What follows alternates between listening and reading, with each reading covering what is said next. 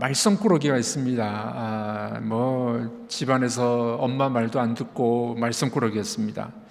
소망이 하나 있었는데 예수님이 주시는 선물을 받고 싶었답니다. 예수님께 편지를 썼어요. 예수님, 저는 착하고 얌전한 아이입니다. 저 같은 애들에게 선물을 주신다고 들었는데 저한테도 하나 주실 거죠?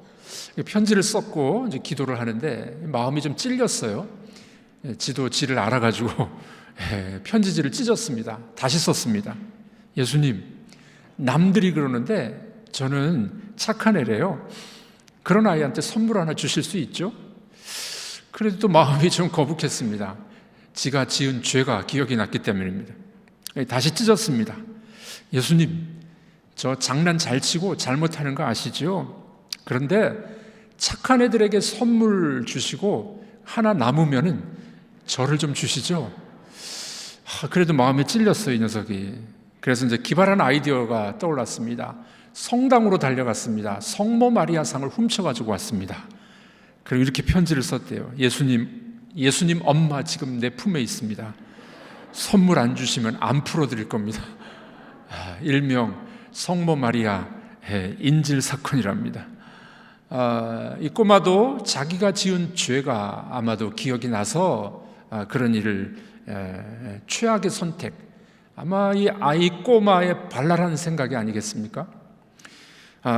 인류의 대표인 아담이 범죄함으로, 아담이라는 말은 이 원어적으로 말하면 사람이라는 뜻이, 사람, 대표적인 인간, 사람이 범죄함으로 아담의 범죄로 인하여서 우리 온 인류에게 죄가, 원죄가 흘러내려오게 되어 있습니다.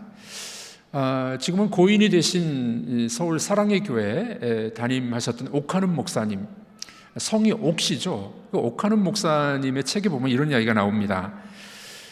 옥시는 고려시대 때의 왕씨였답니다. 이 왕씨의 후손들인데, 그만 이 전주 이씨가 고려를 이제 패망시키고 이씨조선을 세우게 됐죠. 그러면서 이제 왕씨들이 다 피난을 가게 됩니다. 왕족들이 다 죽어야 되니 이제 피신을 가게 되죠. 몰살당할 위기에 처하면서 남쪽으로는 거제도로 도망가고 북쪽으로는 함경도로 피난을 갔다고 합니다. 이렇게 왕씨들이 피난을 갔는데 그래도 생명의 위협을 느꼈어요. 그래서 성을 바꿉니다. 성씨를 바꿨어요. 전씨, 왕자에다가 삭가 씌운 게 전자잖아요. 전씨로 바꾸고 옥씨로 바꿨답니다. 왕자에다가 점 하나 찍은 게 옥자잖아요. 전씨와 왕씨로 옥씨로 바꾸고 산골에 들어가서 경작하면서 참 힘들게 가난하게 살았다고 합니다. 그래서 옥씨 후손들은 이씨 조선 500년 동안 숨도 못 쉬고 엄청난 고생을 하게 됐다, 그런 이야기가 있답니다. 어찌 보면 옥씨의 후손들은 좀 너무 억울하겠죠? 우리 교회도 옥씨가 계시던데 예배 끝나고 이씨하고 싸우지 마십시오. 조상들이 그런 사건들로 인해서 태어나 보니까 옥씨네, 그런 어려움을 겪었다는 겁니다. 마찬가지 아니겠습니까? 우리가 아무리 의롭고 또는 착하게 살려고 해도 죄인으로 태어난 우리 인간들이 죄를 품고 살아갈 수밖에 없다는 겁니다. 이걸 성경은 뭐라고 이야기합니까? 원죄라고 이야기합니다. 아담의 후손들이 태어날 때부터 죄를 품고 태어나게 되어 있습니다. 여러분, 우리 갓난 아이들 얼마나 예쁘고 정말 선해 보입니까? 여러분, 부모님들이 죄를 가르치죠? 여러분, 죄를 가르치는 부모가 어디 있겠습니까?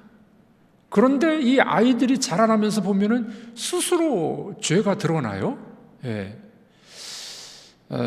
저희 막내 아들이 한 3살쯤 됐을 텐데, 제가 부목사로 사역할 때 교회 이제 사역을 끝나고 집에 들어왔는데 이 녀석이 이 피아노 밑에 이렇게 숨어서 뭘 먹는 거예요. 뭘 먹나 이렇게 봤더니 야쿠르트, 배달 온 야쿠르트 3개, 형 거, 누나 거, 자기 거 3개인데 혼자서 3개를 다 까먹고 계셨어요. 아빠가 들어오니까 무서워가지고 피아노 밑에 숨어서 먹고 있더라고요. 여러분, 어느 부모가 자식에게 죄를 가르치겠습니까? 그런데 아이들은 자라나면서 죄가 드러나게 돼 있어요. 여러분들은 안 그런 것처럼 앉아 계시지만 다 그렇죠? 아담의 후예로 태어난 사람들은 다 원죄를 갖고 태어나게 돼 있습니다. 자, 그래서 성경에서는 이 용서, 그 죄의 용서가 아주 중요한 핵심적 주제가 됩니다.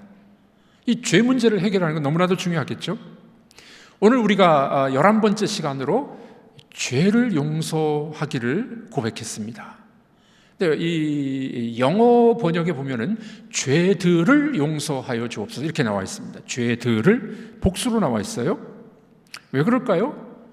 지금 여기 우리가 고백하는 이 죄의 용서는 원죄는 아니고 성도들끼리, 우리들끼리 짓는 죄들이기 때문에 이 죄를 용서하옵소서 이렇게 기도하는 겁니다. 우리 지난 시간에는 거룩한 공회, 교회를 배웠죠. 성도의 교통을 배웠습니다. 그리고 다음에 나오는 구절이 오늘 구절이에요. 죄를 사하여 주옵시고. 자, 그러니까 교회가 성도들이 모였는데 서로 간에 죄를 짓는다는 말이죠. 성도들 간의 죄 문제를 용서하고 해결할 것을 말씀하는 그런 구절이 되는 것입니다. 기독교가 가르치는 죄 사함은 너무나도 중요한 것입니다. 하나님께서 우리 인간들을 용서하심으로 어디에서요? 예수 그리스도의 십자가 안에서 우리 죄를 용서하심으로, 그래서 우리가 죄 용서함을 받았다는 겁니다.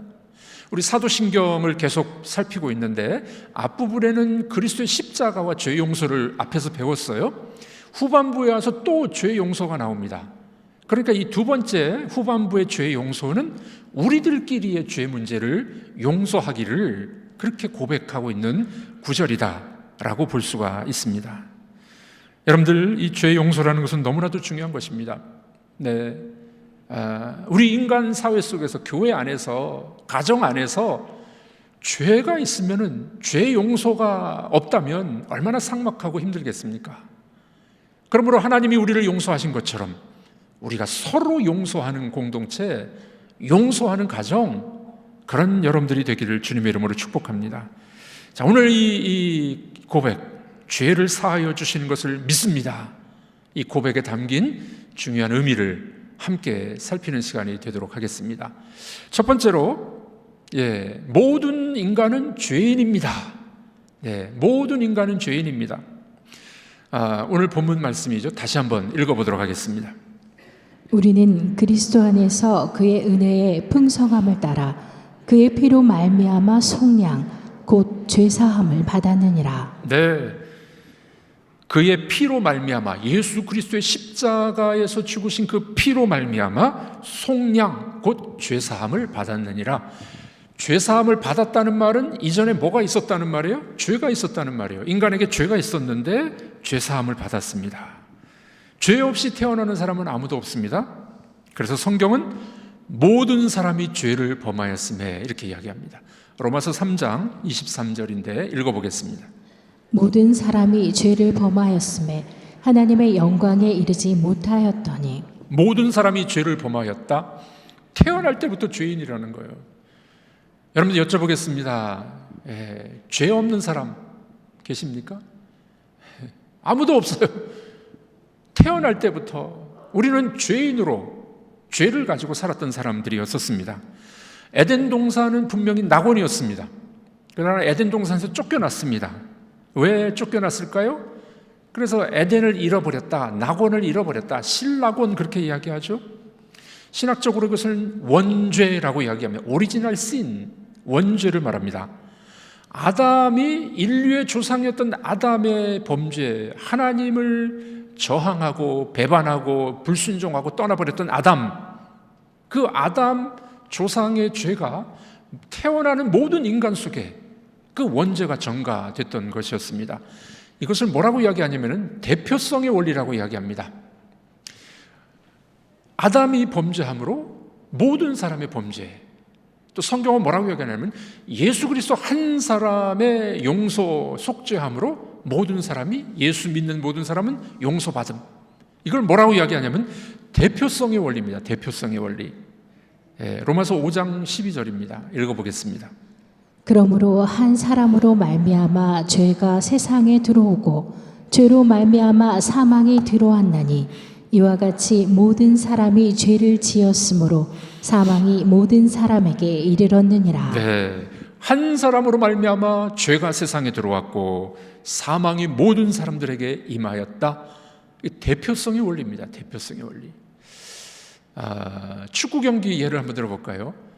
여러분, 우리나라 축구 대표팀 11명이 일본 대표팀하고 싸워서 이겼습니다. 옛날에. 요즘은 잘 못 이기더라고요. 옛날에 이겼어요. 11명이 싸워서 이겼는데 우리는 뭐라고 얘기합니까? 누가 이겼다고 얘기합니까? 대한민국이 이겼다고. 대한민국이. 축구 대표팀이 이긴 것은 우리 전체의 승리입니다. 대표성의 원리입니다. 대표성 원리. 1945년 일본 천황이 항복 문서에다가 사인을 합니다. 그 패망을 선언하고 항복을 선언하게 됩니다. 그때 뭐라고 이야기합니까? 일본이 졌다. 일본이 패망했다. 천황 한 사람이 사인인데 일본 전체의 패망을 이야기하죠. 이걸 뭐라고요? 대표성의 원리. 대표성의 원리. 금세기에 있어서 최고의 용서의 사건이 있었습니다. 남아프리카 공화국, 남아공에서 있었던 사건입니다. 이 남아공은 이제 백인과 흑인의 갈등이 너무 심각한 그런 나라였죠. 그래서 이 백인들의 국가, 그리고 백인들이 좋아했던 럭비 대표팀, 스프링복스라는 팀이 있는데 그 팀만 봐도 흑인들은 싫어했던, 미워했습니다. 백인들만, 자기들끼리만 좋아했다, 이렇게 생각한 거죠.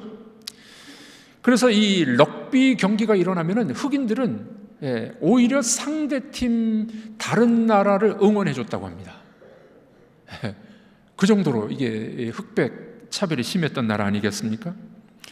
천신만고 끝에 27년간 복역했던 넬슨 만델라가 이제 추록하게 됩니다. 우리가 알고 있듯이 극적으로 그가 대통령이 됐습니다. 이제 백인들이 큰일 났다. 흑인이 대통령이 됐으니 큰일 났다 생각을 하게 됩니다. 정권은 바뀌었습니다. 아직도 백인들만 구성되어 있던 럭비팀이 이 경기를 할 때 그 유니폼만 봐도 흑인들은 증오하고 싫어했대요. 그런데 놀라운 사건이 하나 벌어지게 됩니다. 만델라가 대통령이 되고 난 다음에 얼마 되지 않아서 남아공과 오스트레일리아가 월드컵 결승전을 하게 됩니다. 경기 5분 전에 만델라 대통령이 이 흑인들이 그렇게 증오하는 그 럭비팀의 유니폼, 스프링복스의 유니폼을 입고 등장을 한 거예요. 다들 깜짝 놀랐죠. 다 장례가 조용해졌습니다. 대통령이 그 자기 팀의 럭비 선수들, 백인 선수들 한 명 한 명을 악수하기 시작합니다. 자, 여러분들, 한 사람 대통령의 그 행동은 상당히 큰 상징적 의미가 있겠죠. 흑인들이 그렇게 증오하고 미워했던 백인들을 그들에게 가서 악수를 청하는 대통령의 모습, 청중들이, 관중들이 조용해집니다.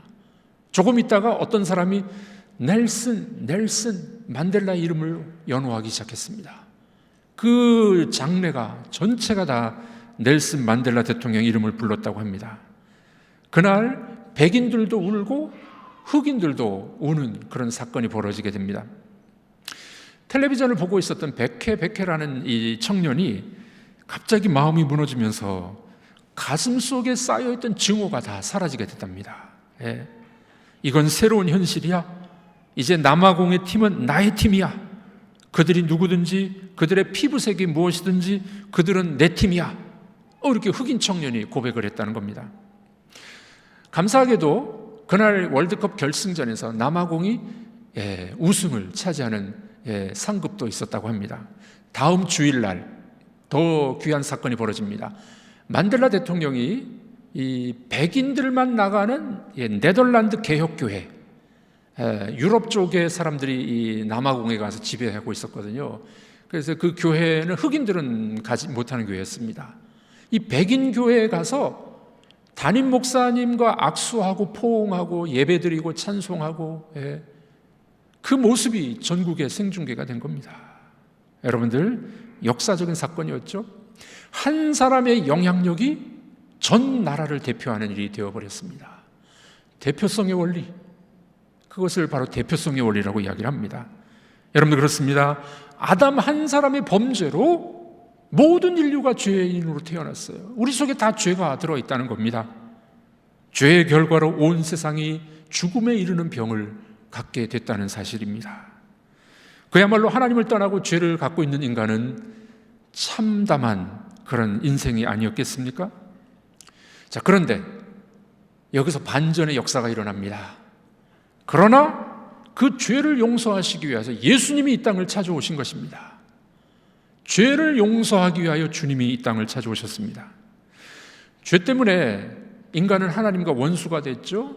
사탄의 종이 됐습니다. 하나님을 떠나서 자기 마음대로 살게 됐습니다. 그 죄 때문에 고통과 죽음과 질병과 미움과 시기가 이 땅을 찾아오게 된 것이었습니다. 이 죄 문제를 해결할 수 있는 방법이 없을까요?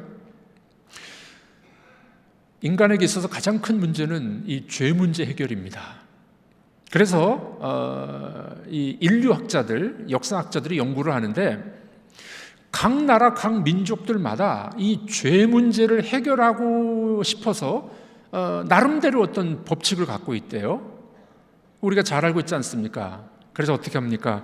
제사를 드리는 것, 이름 모를 신에게, 자기가 믿는 신에게, 우상 앞에, 성황당 앞에, 때로는 큰 용 앞에, 뱀 앞에, 산에 가서 큰 돌 앞에 비는 거예요. 뭐 때문에? 이 죄 문제 해결 때문에. 죄 문제 해결 때문에. 프랑스의 근대 아주 유명한 철학자였던 분이 있습니다. 르네 지라르라는 분이 있습니다. 이름이 좀 지랄 같네요. 르네 지라르, 아주 훌륭한 철학자입니다. 이분이 원래 불신자였어요. 이분의 책을 읽어봤는데 나는 사탄이 번개처럼 떨어지는 것을 본다라는 책을 지었습니다. 여기 보면 이런 이야기가 나옵니다. 이분이 여러 민족들, 국가들의 이 제사법을 연구를 한 거예요.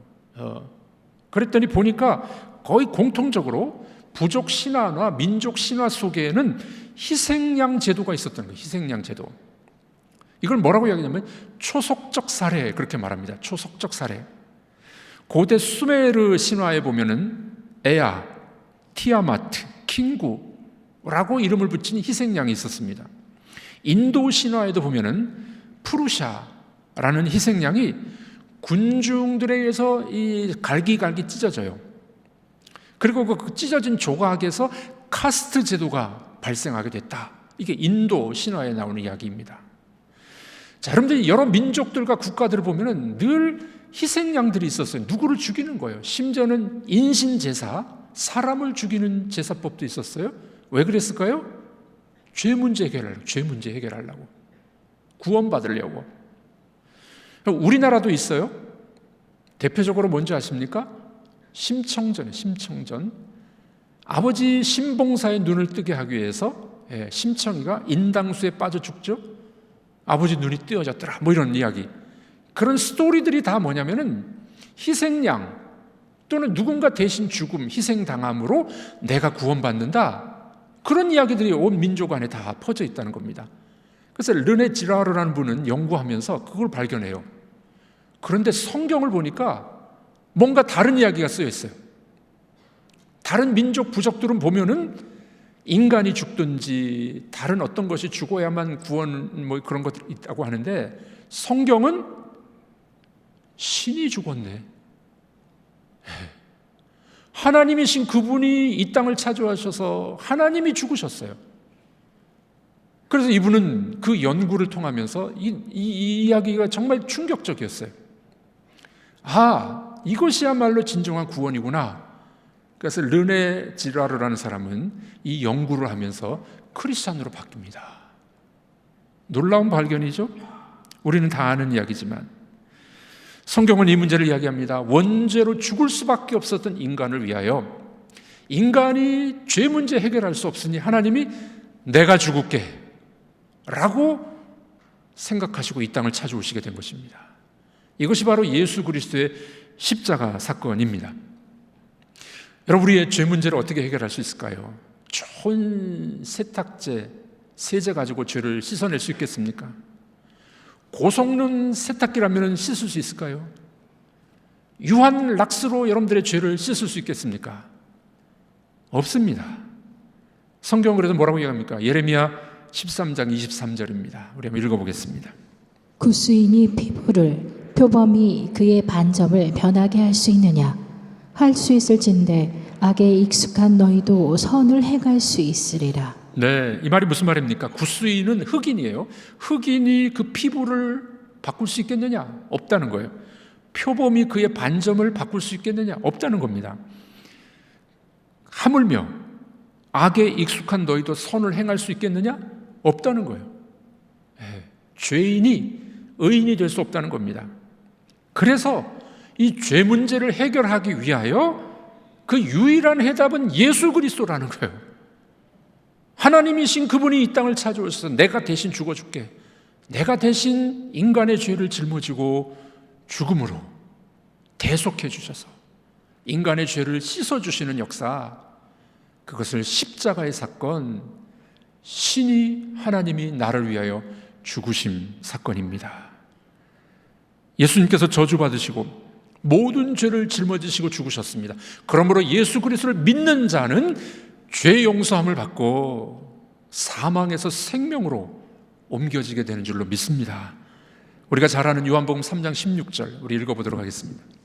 하나님이 세상을 이처럼 사랑하사 독생자를 주셨으니 이는 그를 믿는 자마다 멸망하지 않고 성생을 얻게 하려 하심이라. 독생자 예수 그리스도의 죽으심을 믿는 자들, 십자가를 믿는 자들은 영생을 얻게 될 줄로 믿습니다. 이것이 바로 원죄가 해결되고 우리 죄 문제가 해결되는 유일한 방법이라고 말씀하고 있습니다. 자, 그래서 오늘 본문은 우리끼리의 죄 문제를 어떻게 해결하느냐 문제였잖아요. 자, 세 번째로 그러면 우리는 어떻게 살아야 될까요? 우리도 서로 용서하라는 거예요.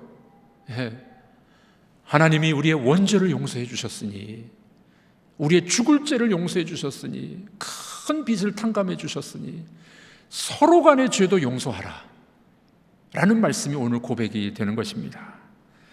성경에서 예수님 이렇게 말씀하셨죠. 1만 달란트 빚진 자가 100데나리온 빚진 자를 용서하지 못하는 것, 그러면 안 된다. 우리의 원죄 큰 죄를 용서받았으니 우리 형제 자매 성도 간의 죄는 어떻게 하라고요? 당연히 용서해 줘야 된다 라는 말씀입니다. 예수님께서 주기도문에서 이렇게 가르쳐 주셨죠. 우리가 우리에게 죄 지은 자를 사하여 준 것 같이 우리 죄를 사하여 주시옵고. 여러분들, 죄 용서를 믿는 사람들은 서로 간의 죄도 용서해 주는 역사가 있어야 될 줄로 믿습니다. 누가복음 6장 37절 예수님 이렇게 말씀하셨습니다. 비판하지 말라. 그리하면 너희가 비판을 받지 않을 것이요. 정죄하지 말라. 그리하면 너희가 정죄를 받지 않을 것이요. 용서하라. 그리하면 너희가 용서를 받을 것이요. 네. 비판하지 말래요. 하나님이 우리를 정죄하지 않고 비판하지 않습니다. 여러분, 우리 이 형제 자매들, 다른 사람들 비판하기 너무 좋죠? 하지 말래요. 하나님이 우리를 비판하지 않기 때문에. 서로 정죄하지 말고 용서하라. 하나님이 우리를 용서해 주셨으니 용서하라. 자, 그럼 우리 형제 자매를 얼만큼 용서해 줘야 되나요? 제자들이 예수님께 여쭤봤어요. 예수님의 답이 나옵니다. 마태복음 18장 22절 읽어보겠습니다. 예수께서 이르시되 내게 이르노니 7번뿐 아니라 7번을 70번까지라도 할지니라. 네, 제자들이 물어봅니다. 예수님 7번 정도 용서해 줄까요? 아니야. 70번씩 7번까지라도 용서해. 몇 번입니까? 490번. 문자적으로 490번이 아닙니다. 이것은 무한대의 용서를 말합니다. 무한대의 용서. 하나님이 우리의 원죄를 용서하셨고 우리를 의인으로 만들어 주셨으니 어떻게 해요? 무한대로 용서하라는 겁니다. 더 중요한 말씀 뭐냐? 사과하기 전에 용서하라는 거예요. 자, 한번 따라해 보겠습니다. 사과하기 전에도 용서하겠습니다. 이것만큼 어려운 일이 어디 있겠습니까? 그러나 주님은 그걸 요구하고 계시는 거예요. 사과하기도 전에 무한대로 용서하라는 겁니다. 왜냐하면 하나님이 우리를 그렇게 용서하셨기 때문에. 제가 성경을 연구해 보니까요, 하나님이 얼마나 좋으신 분이신지 우리가 회개하기도 전에 용서부터 해놓으셨어요. 여러분, 예수님 믿기 전 2000년 전에 예수님이 십자가에서 이미 우리의 죄를 용서해 놓으셨어요. 그리고 하나님은 기다리시는 겁니다. 이 죄인이 언제 돌아오나. 그래가지고 우리가 그것을 깨닫고 회개하고 주님 앞에 돌아온 거예요. 순서를 보십시오. 하나님의 용서의 방법은 뭐라고요? 먼저 용서해 놓고 기다리고 계시는 겁니다. 그러니 우리에게도 어떻게 해요? 사과하기 전에 용서하라는 거예요. 사과하기 전에 용서하라. 하나님은 미리 용서해 놓으신 분입니다. 우리가 아직 죄인 되었을 때 우리를 이미 용서해 놓으신 아버지이신 줄로 믿습니다. 그러므로 우리끼리의 죄 문제도 어떻게 하라고요? 사과하지 않아도 내가 먼저 용서하라는 거예요. 얼마나 어렵습니까, 이 이야기가? 제가 설교를 참 많이 하잖아요. 일주일에도 제가 보니까 한 5번, 6번 설교를 해요. 설교하면서 제일 안타까움, 저에게 대한 안타까움은 뭐냐면 말씀을 전하는데 이게 능력이 좀 없는 것 같아요. 능력이. 왜 그런가 봤더니 말씀 전한 대로 제가 다 못 살아. 그러니까 능력이 없는 거죠. 예를 들어 정직하십시오라고 설교했는데 제가 정직하지 않는다면 그 설교가 능력이 있겠습니까? 용서하십시오 했는데 제가 용서를 안 해. 그게 능력이 되겠습니까? 그래서 저의 이 기도의 제목, 주님, 제가 전하는 말씀대로 살게 하여 주옵소서. 여러분들 말씀을 얼마나 많이 듣습니까? 여러분이 몰라서 여러분들이 못하십니까? 용서하라. 알아요. 근데 용서를 안 해. 그 인간이 사과 안 했는데 내가 어떻게 용서하느냐고. 그거는 세상적인 방법이에요. 세상은 그래요. 세상은. 여러분, 우리 기독교의 정신은 뭐냐면 세상 반문화적이에요. 반문화적. 세상과 다르다는 거예요. 역설적으로 살아가는 겁니다. 예수님 말씀은 다 그래요. 세상에서는 그 인간이 사과 안 했는데 내가 어떻게 용서하냐고, 억울해서 내가 용서 못한다고, 오히려 내가 복수해야지. 그게 세상의 법칙이에요. 세상의 법칙. 성경의 말씀, 주님의 말씀은 뭡니까? 네가 먼저 용서해. 아멘이십니까? 그래서 참 어려운 말씀이에요. 어려운 말씀이에요. 형과 동생이 싸웠습니다. 엄마가 이런 말씀하셨어요. 먼저 용서하는 사람이 형이다. 그런 말씀 많이 했죠. 먼저 용서하는 사람이 형이야. 형이 미안하다고 먼저 이야기했습니다. 형다운 이야기 아니겠습니까? 제가 전도사 때 26살 때부터 교육전도사를 시작했는데 뭘 알겠습니까? 26살짜리가 초등부 아이들을 맡아서 하는데 선생님들이 한 20명, 20명 됐습니다. 경험도 많고 나이도 많고 어떤 분은 신학 공부하신 분도 있었어요. 그러니 26살짜리 교육전도사가 하는 일이 좀 시덥지 않았겠죠. 교사회를 하는데 저를 힘들게 하는 분이 있었어요. 사사건건 이렇게 힘들게. 너무 속상했어요. 이제 초년병인데 좀 이렇게 봐주면 어떻겠나 싶은 생각도 있었는데 그런 거 없더라고요. 힘들게 하신 분이 있었는데 그분이 조립식 건축을 하는 분이었습니다. 근데 후에 저희 형님 공장에서 공장을 새로 짓는데 업자들을 이렇게 선정하는 단계에서 제가 그분을 소개해드렸어요. 그 집사님을. 저를 힘들게 했던 분인데 그 집사님을 소개해줘. 그분이 낙찰이 돼서 공사를 했습니다. 조금 잘했던 것 같아요. 저를 아무리 힘들게 했다 할지라도 그분에게 공사할 수 있는 기회를 주고 그런 것들이 화해의 길, 용서의 길이 되지 않을까요? 조그마한 실천이었습니다. 우리가 잘 아는 사랑의 원자탄 손양원 목사님 어떤 분이었습니까? 자기 아들을 죽인 공산당을 양자로 입양하게 됩니다. 손양원 목사님의 별명이 뭡니까? 사랑의 원자탄이에요. 사랑의 원자탄. 용서는 그런 거예요. 용서는 그 사람이 먼저 사과하지 않았어도 내가 먼저 덮어주고, 내가 먼저 용서해주고, 내가 먼저 손 내밀어 주는 겁니다. 아멘이십니까? 이것이 그리스도인이요, 우리의 죄를 용서하는 것을 고백하는 사람들이 될 줄로 믿습니다. 여러분들, 용서하는 사람이 큰 사람이에요. 누가 용서하느냐? 힘 있는 사람이 용서하는 겁니다. 용서는 힘 있는 사람이 먼저 용서하는 것이죠. 이 말씀을 실천하셔서 형제, 자매, 친구, 성도님들, 부모님들, 여러분들이 먼저 용서하는 그런 귀한 성도들이 되시기를 주님의 이름으로 축복합니다.